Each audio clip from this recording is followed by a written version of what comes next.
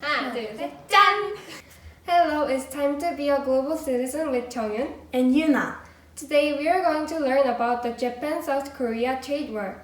We will explain to you about the cost to the process, reactions of South Korea and other foreign countries, and lastly, the future outlook of this conflict. The main incident that started this conflict was when the Korean wartime laborers filed a lawsuit against the Japanese steel factory. There were many trials, and finally, on October 30th, 2018, the Korean Supreme Court made a judgment that the victims of Korean wartime labor needed to get reparations. However, Japan disagreed to this judgment. Why? Because Japan and Korea had the 1965 Basic Relations Treaty, and Japan already gave Korea $300 million. So they thought that the problem was all over.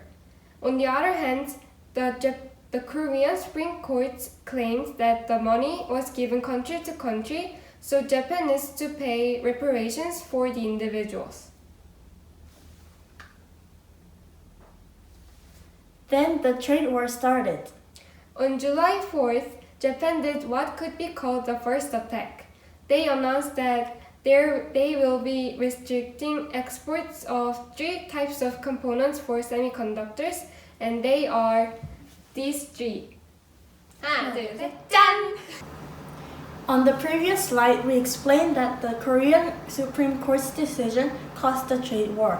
These restrictions are considered as economic retaliations against that decision. You know, Korea is well known as the best country with semiconductors. Thus, Japan's restriction will make Korea have difficulties with lack of components for semiconductors. And this will eventually cause an economic collapse in Korea. So, Japan's restrictions are currently the biggest issue to Korea. On July 12th, Japan and Korea held a meeting in Tokyo. It took more than 5 hours, but nothing changed after the meeting. The meeting was a failure. Then, on August 2nd, Japan did the second attack. It was a really shocking news to Korea. Japan removed Korea from their whitelist. Do you know what a whitelist is? The whitelist can be defined as the list of countries Japan likes. So countries on the whitelist are able to have a simpler trade procedure with Japan. However, Japan removed Korea from it. Now, Korea has to seek individual permits if we want to export something. The procedure is much more complicated than when we were in the whitelist. Since Korea relies on Japan in some fields, it is a serious problem. Can the decision be changed?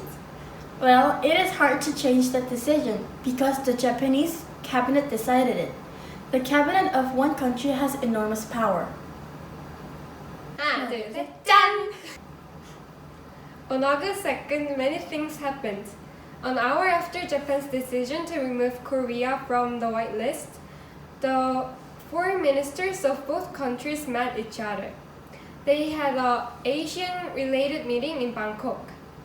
The Korean Foreign Minister, Kang Kyung-hwa, said, "We are gravely concerned by Japan's decision," and the Japanese Foreign Minister, Taro Kono, showed his thought that he couldn't understand why she said so. In this situation, I want you guys to focus on the next speaking of the Singaporean Foreign Minister, Vivian Krishnan. He said that rather than reducing the number of countries on the whitelist, Japan should increase it. We can find out that Japan's decision was objectively not the right choice. Furthermore, we researched more reactions of foreign countries. This issue is important to foreign countries in that trade war has an impact on the whole world. So, their reactions are valuable to us too.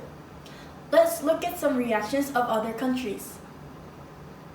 The opinion article that Abe's trade war with South Korea is hopeless was uploaded on Bloomberg Opinion USA. In this opinion, it says that Abe's trade war was foolish. Let's look at the second one. This is part of a CNN News article. It says those restrictions are already having an impact on the global semiconductor industry.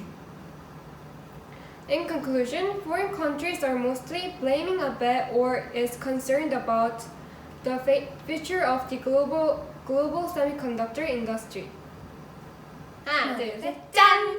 Next, let us explain about the situations in Korea. We told you that Korea had a big confusement on August 2nd, 2019. Moon Jae-in, the president of South Korea, held an urgent cabinet council, and he described Japan's decision to remove South Korea from the white list as a selfish and harmful act. He claimed that Korea would not lose from the trade war and Korea had plans for the future. In addition, Kim Hyun-jong, Deputy National Security Advisor of South Korea, had a briefing in the Blue House. He mentions GSOMIA, which means General Security of Military Information Agreement. GSOMIA is one of the biggest connections between South Korea and Japan. Although Japan did restrictions to South Korea, it is considered to have been wanting to keep GSOMIA regardless of the trade war. Thus, Kim probably tried to react in a sensitive way. That was just speeches from the leaders of South Korea. Are there any practical retaliations that South Korea has planned? Of course there is. Their plan is almost the same as Japan's removal of South Korea from the white list. South Korea has the classification of countries like Japan. South Korea distributed countries into GAC countries and NAC countries. Korea wants good relationship with GAC countries more than NAC countries. Japan was in the group of GAC countries. However, South Korea plans to make a new group of TAC countries, which is the worst, and putting Japan into it.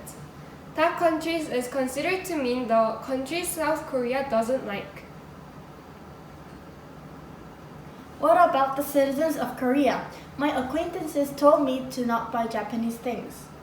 Yes, as you told me, citizens are boycotting Japan actively. They are doing it with the sign 가지 않습니다. 사지 않습니다. which means that they will not go and not buy.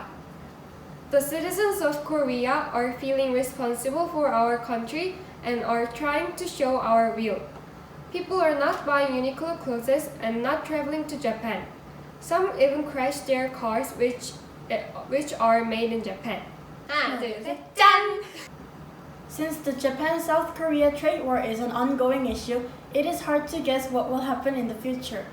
But there are some things that are quite clear to happen. There are two things, and first, the relationship between South Korea, USA, and Japan will be difficult to keep. As you can see in this picture, the Foreign Minister of South Korea, Kang Kyung-hwa, and one of Japan, Taro Kono, are standing far away from each other.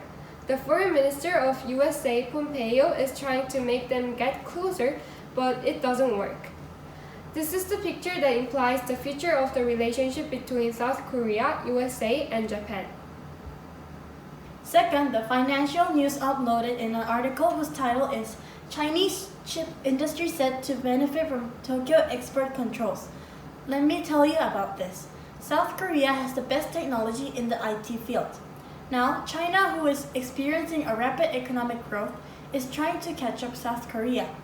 This is the chance for China. Restrictions from Japan would cause South Korea's IT to collapse. China is able to take the place of South Korea and be the number one in the IT field. To wrap up, we want to add our own opinion a little. Trade war is a war without a winner. For example, Korea is boycotting Japan. They stop using things from Japan. Then what will happen? Japanese will be damaged, I guess. I agree, but not only Japanese, but also Koreans who are doing businesses related to Japan will experience hardship by this. You mean there's no perfect winning in the economy, right? Yes! Sadly, it is time to conclude our video. Thank you for watching our video, and if you enjoyed watching it, please subscribe our channel, Umurbak Keguri, and click the thumbs up.